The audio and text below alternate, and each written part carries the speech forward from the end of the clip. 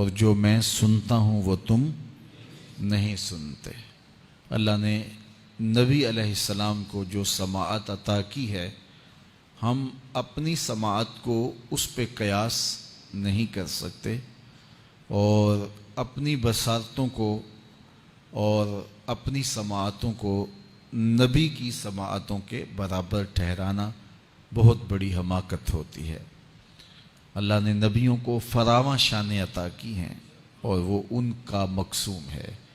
تو میرے حضور نے فرمایا جو میں دیکھتا ہوں وہ تم نہیں دیکھتے، جو میں سنتا ہوں وہ تم نہیں سنتے۔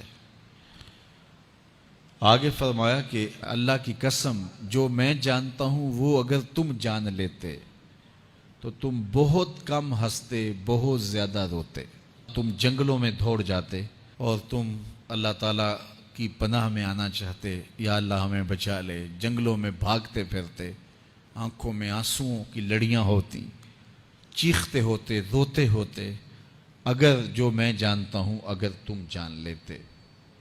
قال ابو ذر، حضرت ابو ذر اس حدیث کو روایت کرنے کے بعد فرمایا کاش کہ میں درخت ہوتا اور کاٹ دیا گیا ہوتا، میں درخت ہوتا جانور کھا گئے ہوتے۔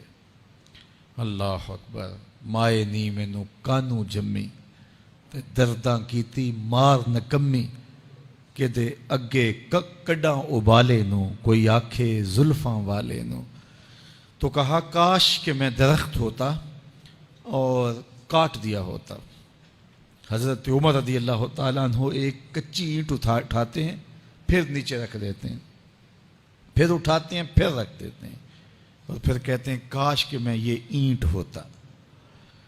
حضرت سیدنا صدیق اکبر رضی اللہ تعالیٰ عنہ درخت کے نیچے بیٹھے تھے، ایک چڑیا ایک شاخ سے اڑ کے دوسری شاخ پہ جاتی، وہاں سے اڑ کے پھر دوسری شاخ پہ آتی، تو حضرت صدیق اکبر رو پڑے، کہا چڑیا کتنی موج میں ہے، جس شاخ پہ چاہے بیٹھتی ہے، اور قیامت کے دن تیرا حساب بھی نہیں ہوگا۔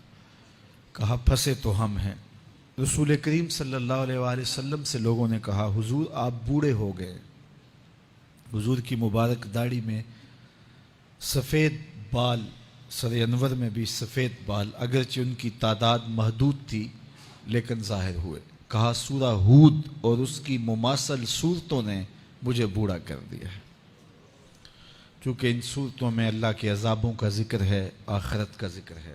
یہ وہ بابرکت وجود ہیں، وہ بابرکت ذات ہیں کہ جن کے دامن پہ گناہ کا ایک دھبا بھی نہیں ہے۔ اور میں اور آپ اپنے آپ کو دیکھیں تو ہم کہاں کھڑے ہیں۔